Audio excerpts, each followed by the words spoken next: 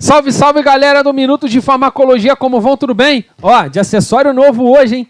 Microfonezinho para sair o melhor do som para vocês e trazer o melhor conteúdo, tanto de farmacologia, tanto de fisiologia, tanto de patologia, para vocês aprenderem cada vez mais. Galera, ó, vem comigo, vamos aprender, ativa o sininho, dá o like, isso é importante para a gente continuar. Se vocês tiverem dúvidas em alguns conteúdos e precisarem de vídeos, deixem nos comentários o que vocês precisam, hein? E essa interação é importantíssimo para a gente continuar fazendo cada vez mais. Então, galera, ó, vem comigo, vamos aprender e hoje o tema é dislipidemias. Vamos lá, galera, ó.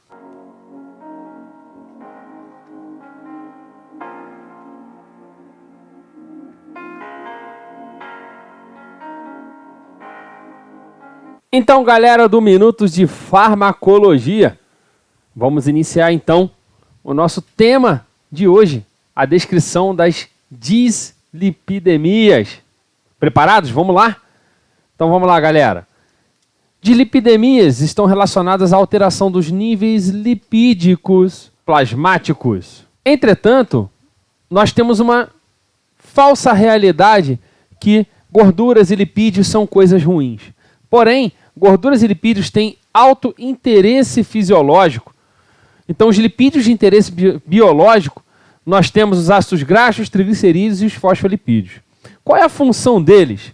Eles têm como função estoque energético, isolamento de condução elétrica, por exemplo, em processos de formação de bainha de mielina, constituintes de membrana celular. Os fosfolipídios eles fazem parte da membrana celular, e muitos deles são precursores de mediadores intracelulares, gente. Então, esses lipídios têm extrema importância biológica, clara e evidente. Temos um nível, temos uma quantidade que é considerada ideal.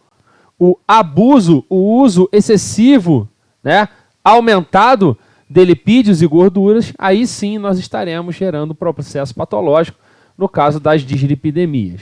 Vale ressaltar que as dislipidemias não são só adquiridas, tá? Algumas são de cunho genético.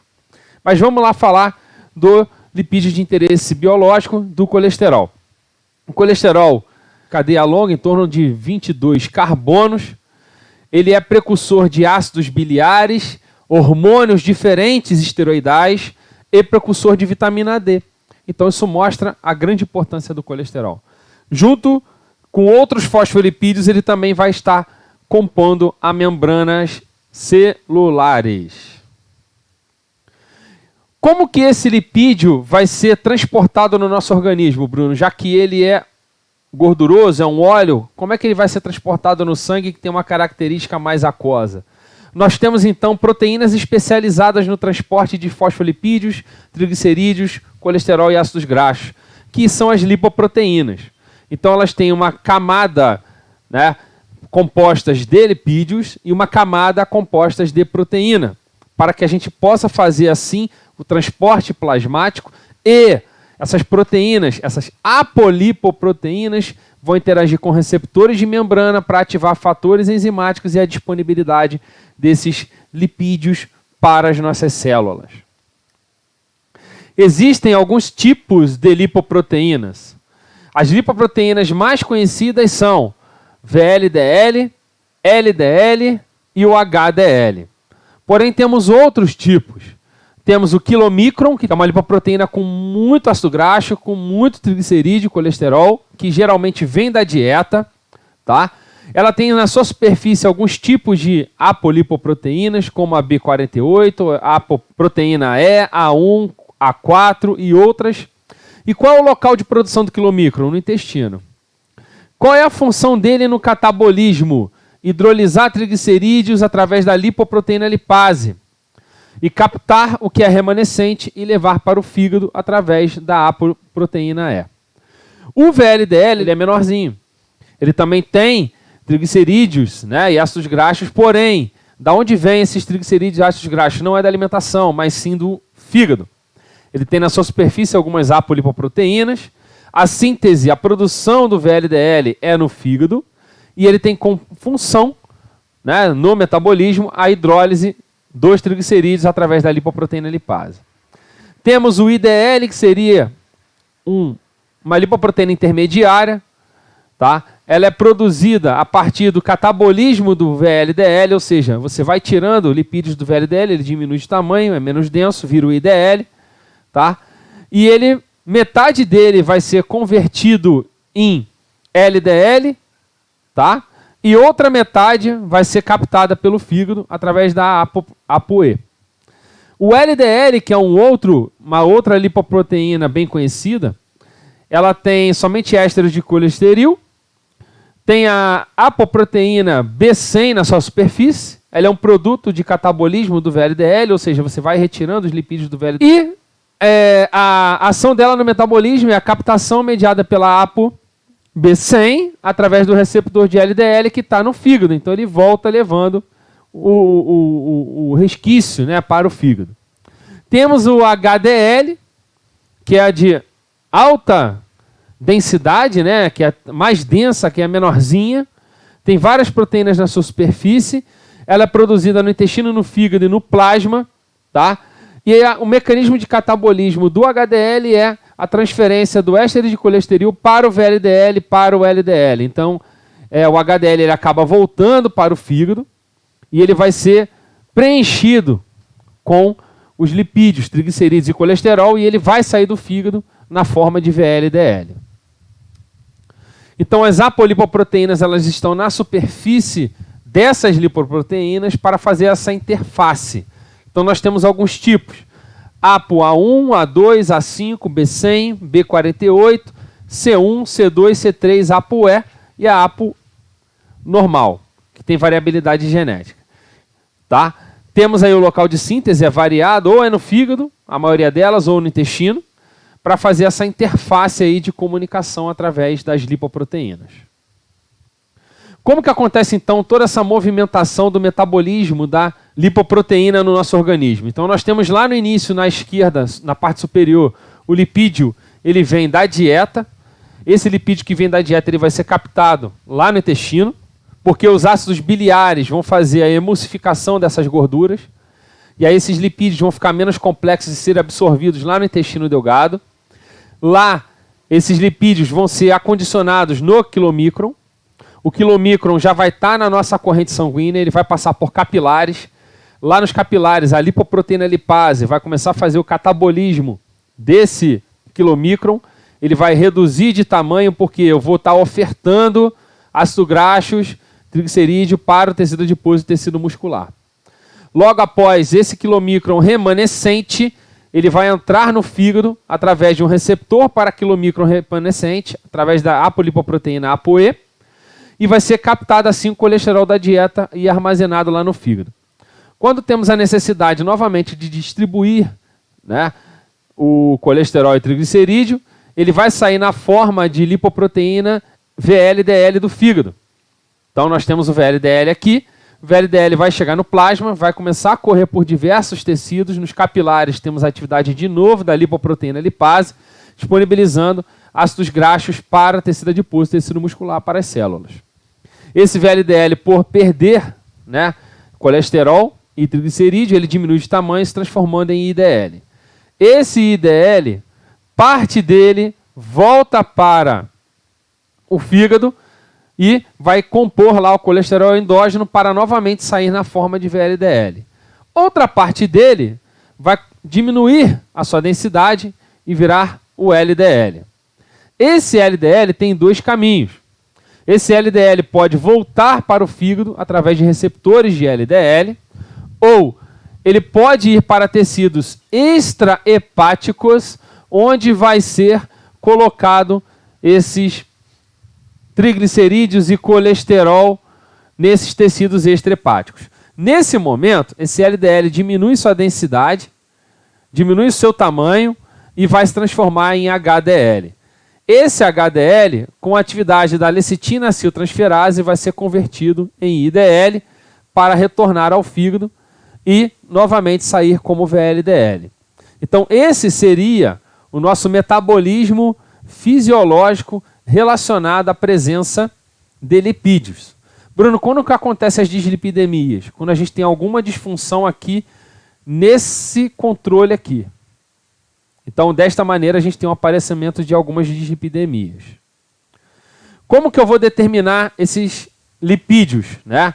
A gente faz exames, né, de análise de perfil lipídico, onde a gente determina no plasma, né, colesterol total, triglicerídeo, HDL colesterol e o LDL colesterol. É sempre feito um cálculo através da fórmula de Friedewald para se analisar ali os níveis de LDL colesterol. E qual é o tipo de técnica? São eletroforese das lipoproteínas, né? E aí, para se diagnosticar as dislipidemias, a gente vai fazer uma eletroforese, só que essa eletroforese ela é justificada quando houver uma suspeita de dislipidemia rara. Então, para a determinação laboratorial de lipídios, temos que obter amostras de sangue de colesterol total e HDL, não é necessário jejum, tá? Então, para colesterol total e HDL, não se necessita de ficar em jejum. Porém, para os outros tipos de lipoproteínas, é necessário jejum de 12 a 14 horas. O que a gente precisa saber e orientar os pacientes para que não haja interferência na determinação dessas lipoproteínas? Evitar coleta após alimentação, pós-prandial. Manter a alimentação normal, não fazer uma dieta para fazer o exame. O peso deve estar estável em 2 semanas. Evitar a ingestão de bebidas alcoólicas nas últimas 72 horas. Não praticar exercício físico rigoroso 24 horas antes, se altera o perfil lipídico. Permanecer sentado ou deitado por 5 minutos antes de fazer a punção venosa. Ok? E o torniquete tem que ser no mínimo 2 minutos. São cuidados laboratoriais importantes. Quais são os valores de referência, Bruno? De acordo com a Sociedade Brasileira de Cardiologia, nós temos paciente em jejum, colesterol total menos de 190 mg por decilitro, sem jejum, o mesmo valor. HDL colesterol mais de 40 mg por decilitro, com jejum e sem jejum. Triglicerídeos, menos que 150 mg por decilitro em jejum, e sem jejum, menos que 175 mg por decilitro. LDL colesterol vai depender do nível que a gente acha que ele vai estar apresentando na sua categoria de risco. LDL colesterol, menos que 130, com jejum e sem jejum, o risco é baixo, né, de dislipidemia. Menor que 100 e 130 é intermediário, menor que 70 é alto e menor que 50 é muito alto o risco. O colesterol não HDL, menos que 160, ele é categoria de risco baixo de dislipidemia, menos que 130 intermediário, menos que 100 alto, menos que 80 muito alto. Assim nós temos esse perfil lipídico para adultos com mais de 20 anos. Bruno, e criança, a gente tem valores de referência? Tem. Valor de referência para crianças é colesterol total com jejum e sem jejum, menos que 170 mg por decilitro. HDL colesterol, mais que 45 mg por decilitro em jejum e sem jejum. Triglicérides de 0 a 9 anos, menor que 75 mg por decilitro com jejum e menor que 85 sem jejum. De 10 a 19 anos, menor que 90 mg por decilitro em jejum e menor que 100 mg por decilitro sem jejum. O LDL colesterol não muda em jejum e sem jejum, é menor que 110 mg por decilitro. Então, dentro desses parâmetros que nós vamos estar analisando se um paciente ele pode estar desenvolvendo uma dislipidemia ou não. Quais são as principais causas dessa dislipidemia ou hiperlipidemia? Essa hiperlipidemia ela pode ser causada, tá, por diabetes mellitus, insuficiência renal, hipotiroidismo, doença de armazenamento de glicogênio, estresse, sepse, consumo de álcool, lipodistrofia, gravidez, terapia de reposição hormonal feminina, antipertensivos, beta-bloqueadores e diuréticos, tratamento com glicocorticoides, inibidores de protease que são antivirais, hepatite aguda, lúpus eritematoso. Então, isso são causas de hipertrigliceridemia, o aumento dos níveis de triglicerídeos. Bruno, o aumento dos níveis de colesterol. Paciente com hipotiroidismo, síndrome nefrótica, anorexia, porfiria intermitente, colestase, doença hepática obstrutiva, tratamento com corticoide, terapia com inibidor de protease. As dislipidemias são caracterizadas através dos níveis de lipídios. Então temos hipercolesterolemia acima de 160 mg por decilitro de LDL, colesterol. Hipertrigliceridemia, triglicerídeo acima de 150 mg por decilitro. Hiperlipidemia mista, elevação do LDL e triglicerídeo. E redução do HDL, menos de 40 mg por decilitro em homens e menos de 50 mg por decilitro em mulheres. Com isso nós temos 5 tipos de dislipidemias. Uma é o tipo 1, é quilomicronemia familiar. O paciente tem os níveis elevados de quilomicrons, o aumento de triglicerídeo, aumento de colesterol total, e ele vai estar desenvolvendo alguns sintomas, como xantomas, lipemia retiana, síndrome do abdominal, pancreatite, hepatosplenomegalia e síndrome neurológica focal. Hiperlipidemia familiar combinada tipo 2B. VLDL elevado e o LDL elevado. Tem um aumento de triglicerídeo e colesterol, aparecimento de xantelasma, né, ou xantomas. Disbeta-lipoproteinemia. O paciente tem um IDL elevado, quilomicron elevado, triglicerídeo elevado, colesterol total elevado e os sintomas são parecidos. Hipertrigliceridemia primária simples, VLDL somente elevado. Perfil lipídico, aumento de triglicerídeo e colesterol. Risco de doença cardiovascular, diabetes mellitus, obesidade, hipertensão, hiperuricemia e resistência insulínica. E o último é a hipertrigliceridemia primária mista, quilomicron e VLDL elevado, aumento de triglicerídeo e colesterol e é semelhante ao primeiro tipo. O que pode estar interferindo nos tipos de dislipidemia? Temos os tipos de dislipidemia que são chamados de tipo secundário. Os que vimos anteriormente são tipos primários, envolvidos ali com níveis de lipídios alterados. Os níveis de lipídios alterados podem estar desencadeando lá a dislipidemia primária. Já a dislipidemia secundária, ela está envolvida com estilo de vida ou uso de medicamentos, como vemos aí nas duas tabelas ao lado, né? Então, estilo de vida, o paciente tem uma hepatite, um problema renal, diabetes, hipotiroidismo, obesidade, entre outros tipos, podem estar desencadeando uma dislipidemia secundária. Já alguns medicamentos também podem estar causando isso, muitos eu já citei, como diurético, beta-bloqueador, anticoncepcional e corticosteroides. Quais são as manifestações clínicas que podemos observar nos pacientes e suspeitar que esse paciente tem um início, né, de ideia relacionada à dislipidemia? Nós temos os xantomas, como os observamos aqui embaixo, em pálpebras, né, em joelhos ali, em região de tendão, onde nós temos o acúmulo, né, de gordura nessa região, causando essas lesões, né? Na pálpebra chamado de xantelasma e nos outros locais, né, chamado de xantoma. Temos o arco coriano, né, o arco senil, né, que é importante observarmos, né, geralmente na palma das mãos das pessoas, uma alteração ali de coloração. Manifestações metabólicas como elevação dos níveis de ácido úrico, intolerância à glicose. Temos a lipemia retiniana, onde teremos ali o acúmulo, né, de lipídios na região da retina, como vemos na figura aqui ao lado. O paciente tem hepatosplenomegalia e pode estar desenvolvendo pancreatite a longo prazo. Outro problema que é muito grave relacionado aos índices elevados de lipídios é a aterosclerose, onde esses lipídios vão começar a ser acumulados na região da íntima vascular, eles vão tentar ser fagocitados por macrófagos, esses lipídios não conseguem ser digeridos, esses macrófagos se tornam células chamadas de células esponjosas, onde vão sinalizando cada vez mais a migração de mais células do sistema imunológico que tentam fagocitar esses lipídios e não conseguem. Isso faz com que nós temos, como observamos aqui na figura ao lado, uma redução do calibre do vaso, com pressão da região endotelial vascular, a formação de um tecido fibroso, que após fazer pressão no tecido endotelial, ele pode se romper, um processo de coagulação, podendo estar desenvolvendo no paciente uma isquemia ou um infarto.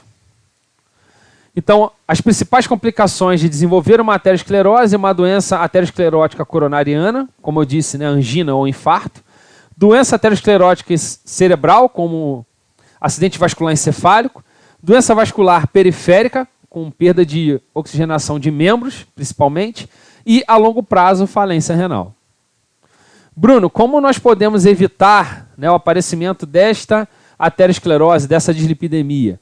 Existem algumas estratégias que são não farmacológicas. Que estratégias não farmacológicas são essas? Terapia nutricional. Então o paciente vai ter que fazer uma reeducação alimentar, além de ele introduzir atividade física na sua rotina e, se for tabagista, ele cessar o tabagismo. Então, terapia nutricional para os níveis elevados de colesterol. Vai depender do grau. Então tem grau 1, grau 2A e grau 3. Terapia nutricional de hipertrigliceridemia, grau 2A, e atividade física já começa no grau 1 de colesterolemia. Então, a terapia nutricional, geralmente, é importante o paciente fazer um acompanhamento com o nutricionista, mas envolve, né, a alteração da rotina alimentar desse paciente, como, por exemplo, a inserção de fibras alimentares, ingestão de fitosteróis, inserção do consumo, né, de carboidratos, para que esse paciente possa fazer um controle da lipemia, né, fazer um controle dos níveis de lipídios. Assim, esse paciente fazendo o controle dos níveis de lipídios, fazendo atividade física e fazendo um controle maior, né, do tabagismo, ele consegue alcançar sucesso terapêutico. Consegue alcançar sucesso na melhora dos níveis de lipídios sem assistência medicamentosa. Porém, se mesmo assim ele não conseguir alcançar as alterações lipídicas voltarem ao normal, ele tem a necessidade de procurar um médico, e esse médico endocrinologista certamente vai fazer a inserção de um medicamento para que faça uma redução desses níveis de lipídios. Pessoal, espero que estejam gostando dos nossos vídeos. Deixe um like, ative o sininho, deixe comentários de propostas de vídeos que vocês tenham. Peço que façam essa interface, divulguem esse vídeo para todo mundo, para que as pessoas aprendam. Isso é importante. Como eu sempre digo, profissionais de saúde, estudantes de saúde precisam ajudar a população. Isso aí, galera. Continuem nos seguindo, fiquem com Deus e, sempre lembrem, minutos de farmacologia. Valeu!